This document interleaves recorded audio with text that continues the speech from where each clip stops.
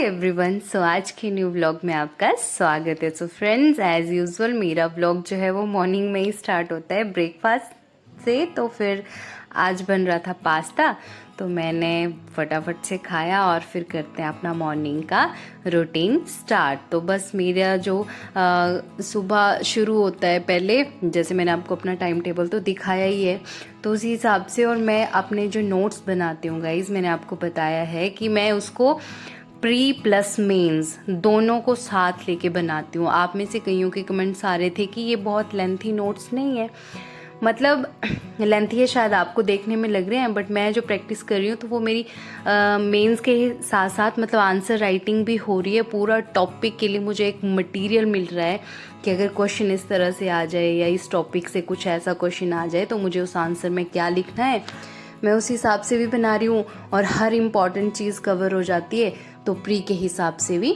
सारे नोट्स बन रहे हैं।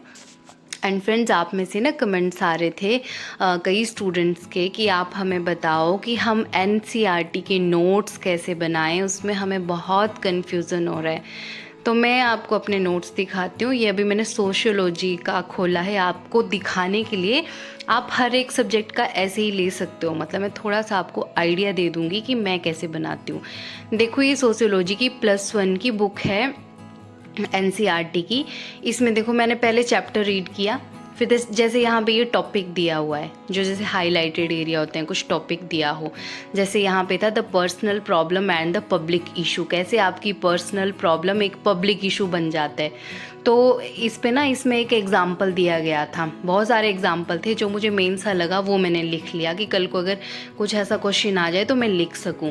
फिर यहाँ पे आगे दिया था प्रधानमंत्री आवास योजना, तो मुझे ये भी इम्पॉर्टेंट लगा, तो फिर मैंने इसके बारे में भी लिख लिया कि कब स्टार्ट हुई, कैसे कैसे क्या इसमें क्या प्रोवाइड किया जाता है। आवास योजना थी जिसमें घर बनाए जा रहे थे, वो मैंने इसमें ऐड कर दिया।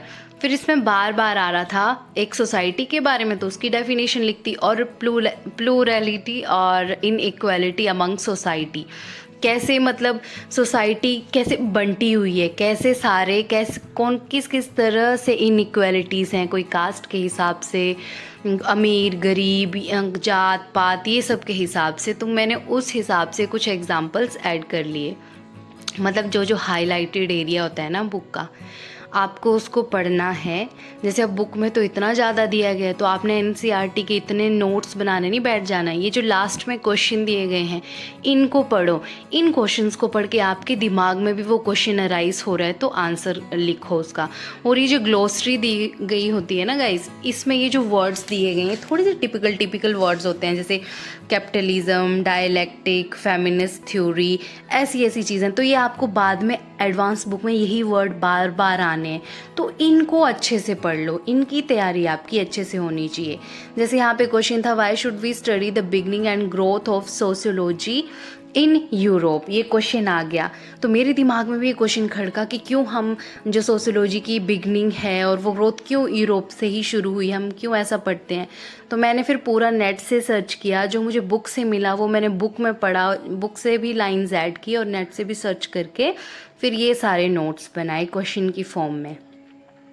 आगे देखो एक क्वेश्चन आ गया कि scope of sociology and its relationship to other social sciences, कि अदर सोशल साइंसेस से कैसे अलग है सोशियोलॉजी, क्या इसका स्कोप है, क्या इनमें डिफरेंस है। ये देखो यहाँ पे था सोशियोलॉजी एंड इकोनॉमिक्स, ऐसे ही।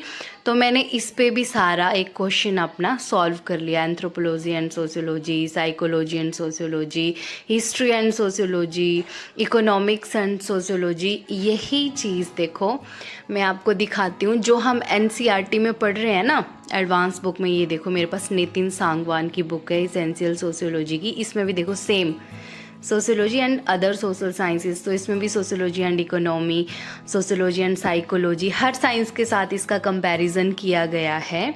तो वो एडवांस बुक में भी देखो वैसे ही दिया गया है। तो वो मैंने बुक भी एडवांस बुक भी रखी थी, एनसीईआरटी भी रखी थी, मेरे पास नेट की हेल्प भी थी और फिर उस हिसाब से मैं नोट्स बनाती रही अपने। एंड फ्रेंड्स, आपको ना ज़रूरी नहीं है कि आपने पूरा बुक देखा आपको पूरे पूरे के ही नोट्स बनाने हैं। अगर आप ऐसे नोट्स बनाने बैठोगे तो फिर आपके नोट्स ही बनेंगे और आप पढ़ नहीं पाओगे कुछ। एंड फ्रेंड्स, यहाँ पे ना मेरा एक पार्सल आ गया था, उस पार्सल में मैंने मंगवाई थी यही आंसर राइटिंग बुकलेट्स मंगवाए थे, मीशो से मंगवाए थे, मुझे 210 के ये दोनों मिले, मतलब 2 हैं ये। तो इनकी अनबॉक्सिंग करते हैं, कुछ इस तरह से हैं ये। और फ्रेंड्स मैं आपको बता रही थी कि जो जो ज़रूरी लगे ना, या जो वर्ड थोड़ा सा टिपिकल लगे, जो आपने सुना ना हो या जो बार बार आ रहा है और जिसका मीनिंग आपको याद ना हो, उसके आप नोट्स बना लो, उसकी आप हिंदी में लिख लो, ताकि मतलब आपको अंडरस्टैंडिंग रहे। एंड फ्रेंड्स अभी हो रही है शाम, तो मैंने सोचा चाय बना लूँ। और फिर फ्रेंड्स मैं आपसे मिलूँगी। आई होप कि आपको समझ में आ गया होगा, और अगर कोई भी क्वेरी होगी तो आप कमेंट्स में पूछना, मैं आपको हेल्प करूँगी। तो अभी पी लेती हूँ मैं चाय, एंड आपसे मिलूँगी मैं नेक्स्ट व्लॉग में। Bye bye.